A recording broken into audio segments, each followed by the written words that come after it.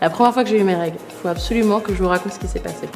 Et ça en dit long sur le tabou des règles et à quel point on a beau venir d'une famille où en fait on essaye d'avoir le moins de tabou, une famille qui est déconstruite, qui n'a pas honte de parler de tous ces sujets-là.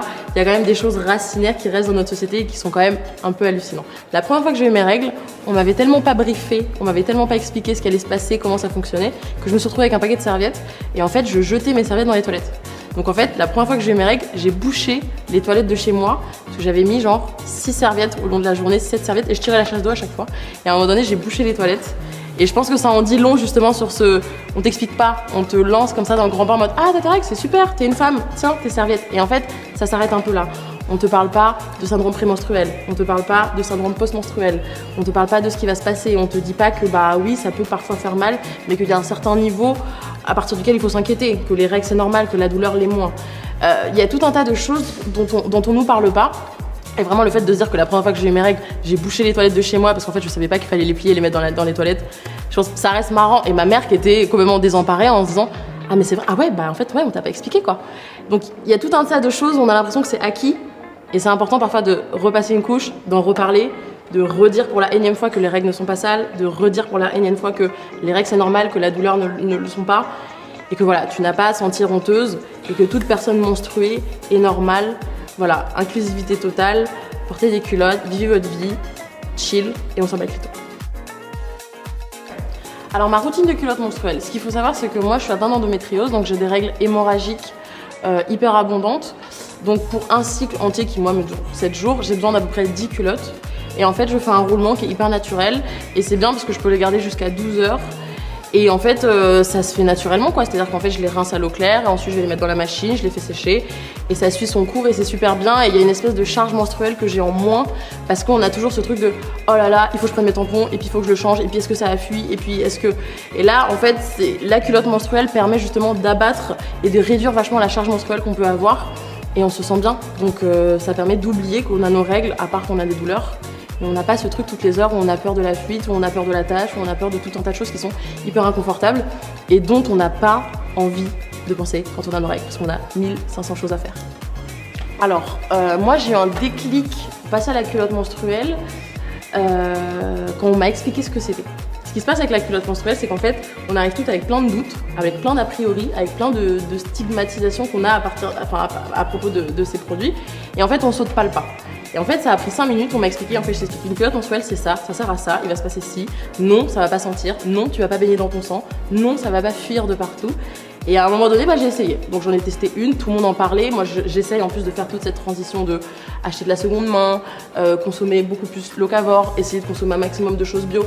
Et en fait, on se rend compte que tout converge ensemble. Et les luttes, c'est pas, il y a le féminisme, il y a l'écologie. En fait, la convergence des luttes, c'est véritablement quelque chose. Donc à partir du moment où tu t'intéresses à ce qui se passe dans la planète, à la pollution, bah, en fait, tu te rends compte qu'il y a des solutions qui sont autant mieux pour toi que pour les autres. Et moi, le choc toxique, c'est quelque chose qui me fait flipper, qui m'a toujours fait très très peur.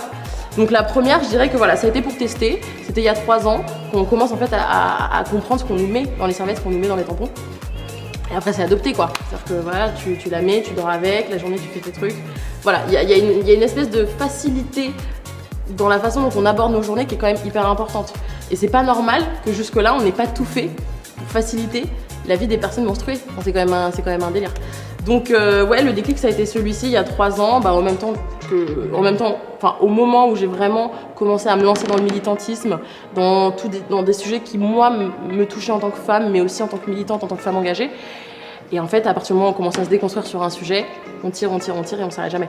Donc je dirais à partir du moment où j'ai créé mon compte Instagram Je m'en bats le clito et que vraiment, en fait, le bien-être, qu'on se sente bien, qu'on se sente à l'aise, ce côté très empowerment a été vraiment ma ligne directrice. Bah là c'était bon quoi.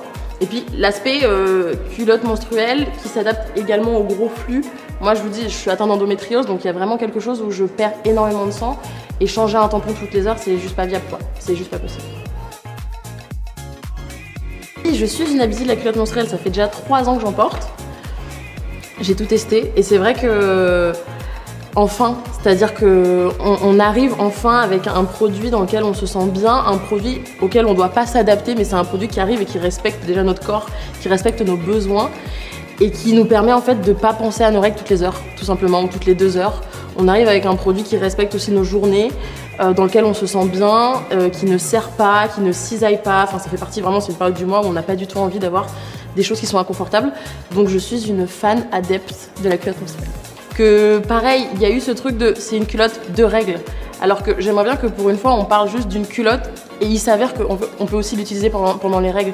Je veux plus de ces culottes menstruelles qui sont hyper épaisses, qui sont pas spécialement stylées, dans lesquelles on se sent pas à l'aise. En fait, j'aime l'idée de me dire que ça fait partie des culottes les plus sexy de ma garde-robe et que pourquoi on n'aurait pas le haut, tout simplement. Donc c'est un ensemble qui match avec voilà, une semaine dans le mois où il n'y a aucune raison que je porte des sous-vêtements dans lesquels je ne me sens pas à l'aise et je ne me sens pas sexy une semaine par mois. Il n'y a aucune raison. En fait, faudrait autant travailler le fait qu'on arrête d'avoir honte de demander une serviette ou un tampon que le fait de se dire qu'en fait ce ne sont pas des objets de honte, on n'est pas honteuse, on n'est pas sale à ce moment-là. Et moi, je sais qu'en fait, je me suis toujours marrée avec ma bande de potes en se disant, on a un peu l'espèce de tiroir où on a des culottes qu'on a depuis 5 ans qui sont trouées. Là, ça se défait. Et en fait, on a considéré que c'était nos culottes qu'on avait nos règles. Mais en fait, je trouve que ce que ça dit sur cette semaine-là et ce que ça dit sur les règles, c'est hyper triste. C'est-à-dire qu'en fait, c'est la semaine où voilà, on peut se permettre de mettre des culottes, bon, un peu bof. Qu'est-ce qui fait que c'est une semaine pas comme les autres? Qu'est-ce qui fait, en fait, on ne normalise pas les règles en bidouillant, en ayant des culottes spécialement pour ça, à part, qui sont en plus de ça des culottes moches. Moi, je pense qu'au bout d'un moment, il faut arrêter et se dire qu'en fait, j'ai un ensemble. Donc, que ça a été quelque chose qui a été juste réfléchi pour que je me sente bien, pour que je me sente belle, pour que je me sente sexy. Bah, c'est super important.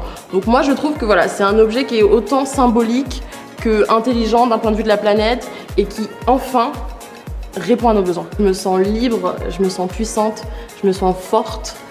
Et je n'aspire pas à moins que ça. Pour moi, aujourd'hui, en 2021, on ne peut pas continuer à consommer, on ne peut pas continuer en fait à avancer, à créer des produits sans prendre en compte et sans prendre en considération le fait que la planète va mal et qu'au bout d'un moment, il faut qu'on trouve des solutions pour qu'on puisse continuer à vivre sans continuer à flinguer la planète. Donc moi, je trouve que la culotte menstruelle, c'est vraiment un produit qui concilie les deux et qui allie les deux, c'est-à-dire que on sait ce qui se passe quand on jette nos serviettes, nos tampons, ce que ça fait dans l'océan, ce que ça fait d'un point de vue environnemental. Là, c'est bien parce qu'on est sur un produit qui reste quand même assez respectueux de la planète dans le sens où ça se lave, ça se réutilise, on jette et en fait on se débarrasse de tout ce qui est protection jetable pour commencer à introduire les protections durables.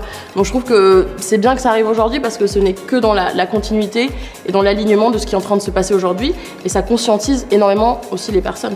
Et il y a tous ces débats autour du choc toxique qui sont aussi complètement atroces autour de tous les produits industriels toxiques qu'on peut retrouver dans certains tampons et dans certaines serviettes. Donc c'est vrai que pour le coup, je trouve que c'est, même symboliquement, c'est quand même hyper fort de porter une culotte menstruelle et de se dire qu'en fait, on ne va pas continuer à bidouiller.